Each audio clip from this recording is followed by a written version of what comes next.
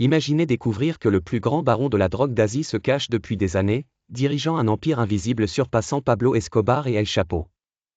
La traque commence maintenant. Abonnez-vous et activez la cloche pour ne rien manquer. En novembre 2016, un Taïwanais nommé Zhangza traverse l'aéroport international de Yangon. Contrôlé par la police, on découvre 80 grammes de drogue sur lui. Mais c'est ce qu'il transporte sur ses iPhones qui va déclencher la plus grande enquête de l'histoire. Les agents découvrent des milliers de messages, appels et photos. Parmi eux, le visage d'un homme inconnu du public mais redouté par les forces de l'ordre, Sushi Lop, un baron dont les revenus dépassent les plus grandes multinationales. Sushi Lop est né en 1963 dans le Guangdong, en Chine, en pleine révolution culturelle. Chaos, école fermée et persécution forgent sa débrouillardise.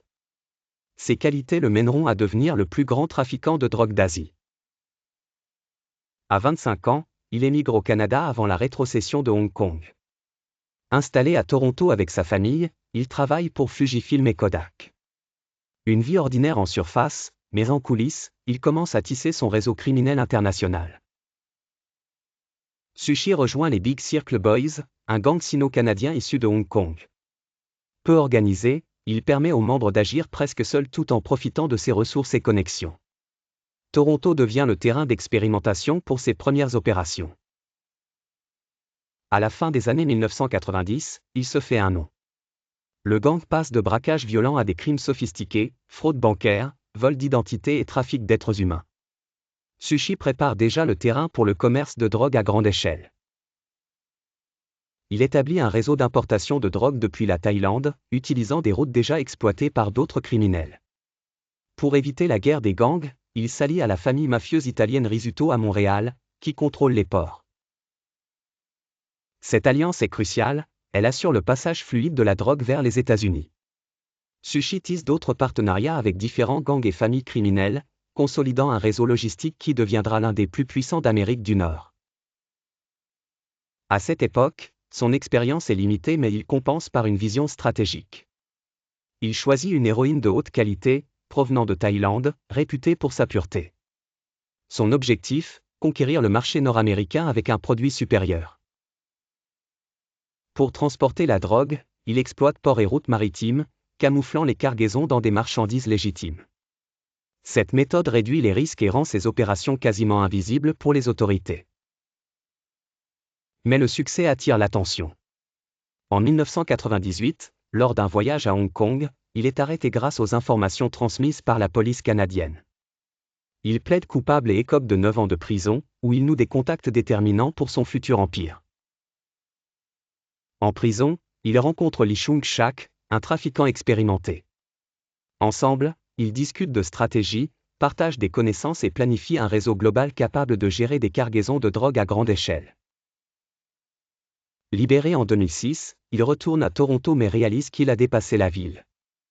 Ses anciens contacts sont emprisonnés ou engagés dans des vendettas sanglantes. Il reprend contact avec Lee pour préparer une expansion internationale.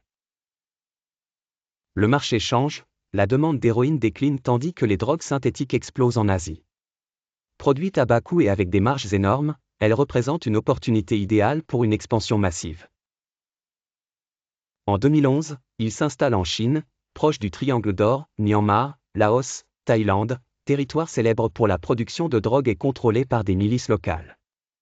Un lieu isolé et sans loi, parfait pour ses laboratoires de synthèse. Il fonde le syndicat Samgor, surnommé The Company, et se positionne comme PDG. Son but, créer une multinationale criminelle, avec des alliances entre triades rivales, gangs taïwanais et motards australiens, un réseau jamais vu auparavant. Contrairement aux autres trafiquants, il mise sur la qualité, méthamphétamine pure et puissante pour fidéliser ses clients. Le produit supérieur permet de facturer plus cher et de réinvestir dans des laboratoires et infrastructures de pointe. Il révolutionne la logistique, navires, avions, camions. Une garantie de livraison est offerte, si une cargaison est saisie, elle est remplacée gratuitement.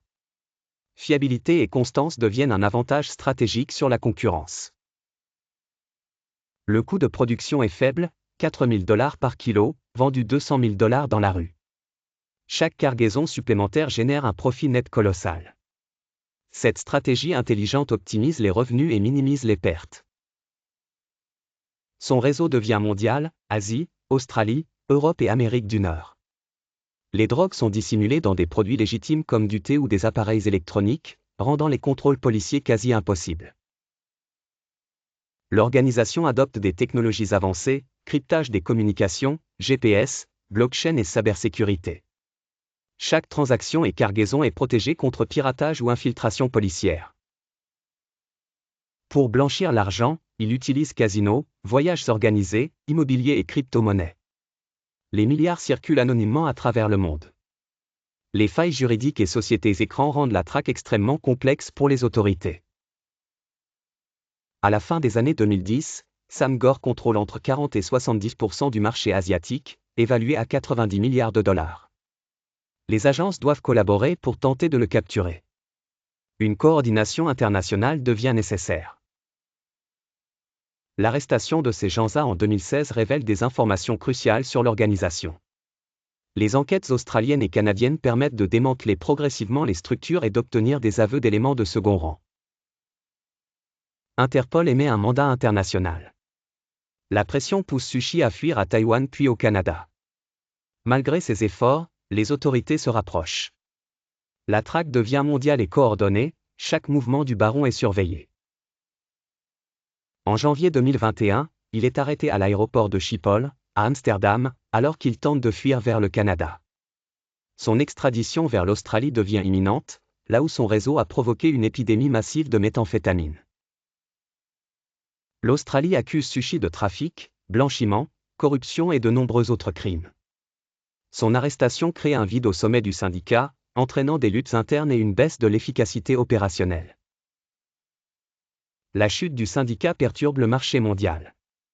D'autres groupes tentent de combler le vide, provoquant une hausse de la violence. Le commerce des drogues synthétiques continue malgré tout, révélant la difficulté de stopper ce fléau. Malgré sa capture, le réseau Sam Gore demeure un exemple de sophistication criminelle, organisation, logistique, technologie et qualité de produits en font l'un des syndicats les plus redoutables de l'histoire. L'héritage de Sushi Lop est immense, 2 réseaux criminels majeurs sur différents continents, une influence mondiale et une révolution de la distribution de drogue.